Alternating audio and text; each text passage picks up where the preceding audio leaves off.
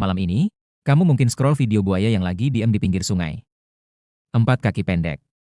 Perut nempel tanah. Hampir seperti patung. Dan kamu pikir, makhluk ini sudah seperti ini sejak zaman purba.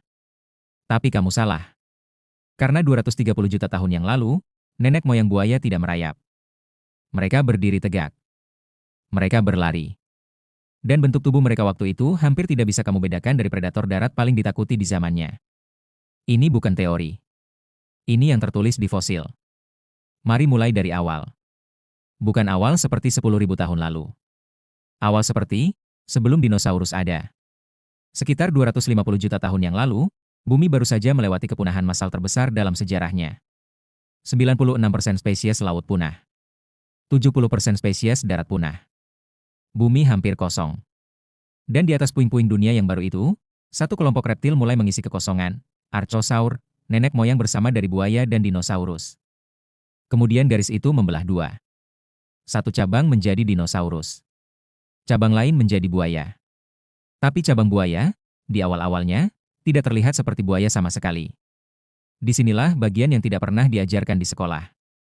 Fosil yang ditemukan di Amerika Selatan dan Afrika menunjukkan bahwa leluhur buaya paling awal berjalan dengan kaki lurus di bawah tubuh mereka. Bukan menyamping seperti buaya modern. Lurus ke bawah, seperti kakimu. Mereka tegak. Beberapa spesies berlari dengan dua kaki belakang saja.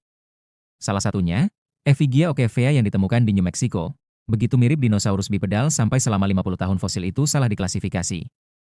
Ilmuwan mengira itu dinosaurus. Ternyata itu leluhur buaya. Dan selama jutaan tahun pertama, cabang buaya justru lebih dominan dari dinosaurus.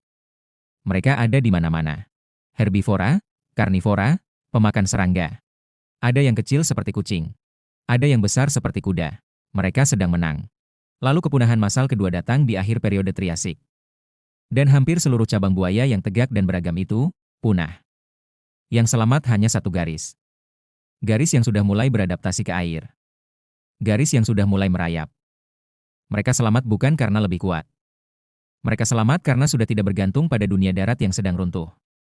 Dan dari situ, untuk 200 juta tahun berikutnya, mereka tidak banyak berubah. Ini yang membuat buaya jadi anomali biologi paling membingungkan. Evolusi bekerja lewat tekanan. Lingkungan berubah, spesies yang tidak bisa menyesuaikan diri mati. Tapi buaya tidak. Ketika mamalia tumbuh menjadi ribuan bentuk berbeda, buaya tetap buaya. Buaya menemukan satu celah ekologis, ruang antara air dan darat, dan mengisinya dengan begitu sempurna sampai tidak ada tekanan evolusi yang cukup kuat untuk mengubah bentuk dasar mereka. Desain mereka bukan keberuntungan. Ini hasil 200 juta tahun penyempurnaan yang sangat lambat dan sangat efisien. Metabolisme mereka bisa turun ke titik nyaris tidak butuh energi. Mereka bisa menahan napas lebih dari 1 jam. Jantung mereka punya katup khusus yang tidak dimiliki mamalia manapun. Kulit mereka punya sensor tekanan mikroskopis yang lebih sensitif dari ujung jarimu. Dan otak mereka, ini yang paling mengejutkan. Bagian otak buaya yang mengatur rasa takut, rasa lapar, dan respons bertahan hidup. Bagian itu ada di setiap otak mamalia juga. Termasuk otakmu. Setiap kali kamu fight or flight, setiap kali perutmu kosong dan kamu tidak bisa fokus, setiap kali kamu membeku karena takut, itu warisan dari garis keturunan yang sama dengan makhluk yang diam di pinggir sungai itu. Kamu dan buaya berbagi nenek moyang yang sama. Bukan metafora. Fakta biologis. Lalu 66 juta tahun lalu, asteroid besar menghantam bumi dan menyeka 75% spesies di planet ini, termasuk semua dinosaurus. Buaya selamat lagi. Bukan karena kebal. Menurut penelitian yang diterbitkan di jurnal PeerJ tahun 2021, alasannya adalah fleksibilitas diet. Buaya bisa makan hampir apa saja, ikan, katak, bangkai, bahkan buah yang jatuh ke air. Saat ekosistem runtuh dan rantai makanan berantakan, generalis yang tidak pilih-pilih jauh lebih mudah bertahan.